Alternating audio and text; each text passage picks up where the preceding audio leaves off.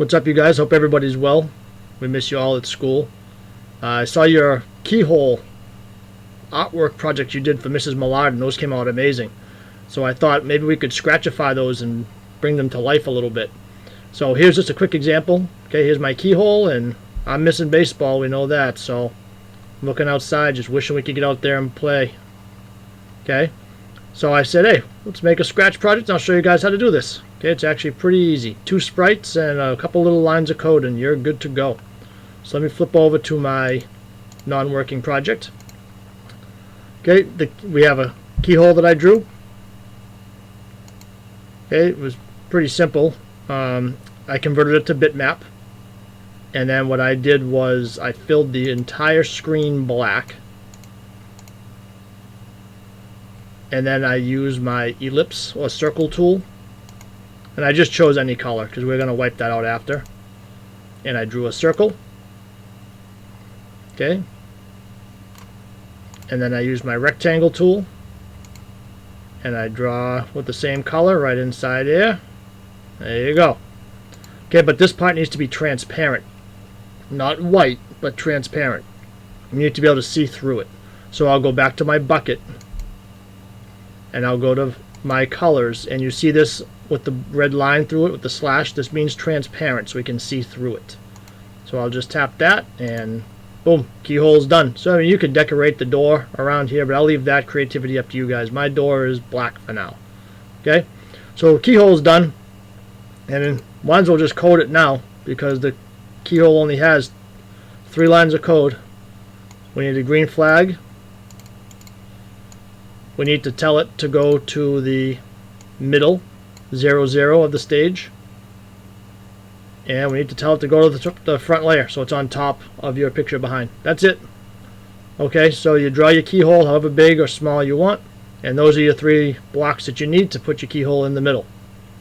But for now, I'm going to hit this eyeball here, and I'm going to hide that keyhole because we're going to focus on this sprite now. And note that you can't use backdrops in this project. They have to be sprites because backdrops can't animate, they can't move. So you need 2 sprites. Okay, so here's my baseball sprite. It's 100% right now. I'm going to end up changing that size to be a little bit bigger. You'll see in a few minutes. And what we want to happen is pretend the mouse is you peeking. If you're moving your head down to the bottom right corner, you'd be looking more up at this area outside. Okay, if you move to the down here, you'd be looking more up here. Oops. Okay, if you go up this way, you'll be looking more downwards. So let's put our code together for that. Alright, first we want to have it start in the middle.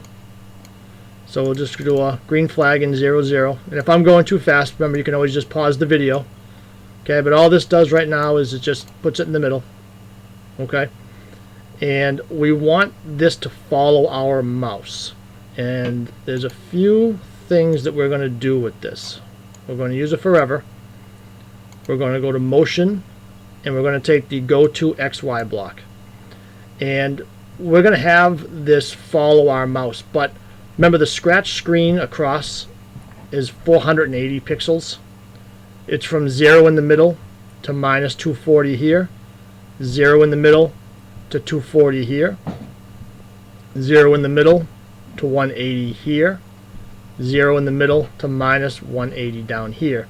So we really don't want this to follow us all the way over to the side because it would look something like that, and then you'd have all this white space. So we're going to take the position of the mouse, and we're just going to divide it so that it's just less than wherever we are. So right now, if you look down, they don't have it anymore, but my mouse is at 240 right now on X. So maybe we'd do like 240 divided by 2, which would be 120. Alright, that way your picture would probably only move to about that position right there. Okay, then your keyhole would cover this white area. Okay, so let's do that now. I'm going to make that a little smaller. I'll go to my operators, and I'm going to take my divided by sign. That's the slash. We'll build these at the same time. I'll take 2 of these. I'll duplicate that. Okay, I duplicate by right-clicking and hitting duplicate. Okay, we'll build the X and Y at the same time. So we're going to take our mouse X from sensing So mouse X is where your mouse is on the stage. So right now my mouse X is at minus 240. Now it's at 0. Now it's at 240. So let's take our mouse X and, I don't know, let's divide that by 2. Okay. And while we're here, we'll take our mouse Y. Mouse Y right now, my mouse is at 180. Now my mouse Y is at minus 180. So it's a smaller number. Okay, we have 240 and 240. So 480 going across. We only have 360 going up and down. So why don't we divide this by a little bit of a bigger number, maybe 3, and you can mess with those numbers. These numbers here will let you see further or less far into your picture. Okay, so these numbers here you can mess with to see how much vision you want or want to take away. And all we have to do now is take these blocks and put them right in. And when I look around, so the mouse cursor is your eyes. If you go down to the bottom corner, you'd be looking up into the high right corner of the sky. If I look down here, I'm looking up. If I go to the top, I'm looking down. Okay, and then like I said before, you guys can play with these numbers. Alright, you can play with the size of the sprite. Play with what your keyhole looks like. Maybe there's different designs on the keyhole. Okay, have some fun with this, and then we'll see how they go. And there are some other ways you can add layers in the back that move at different times and distances depending on the mouse. If you want to get into layering on your keyhole project, I could show you how to do that.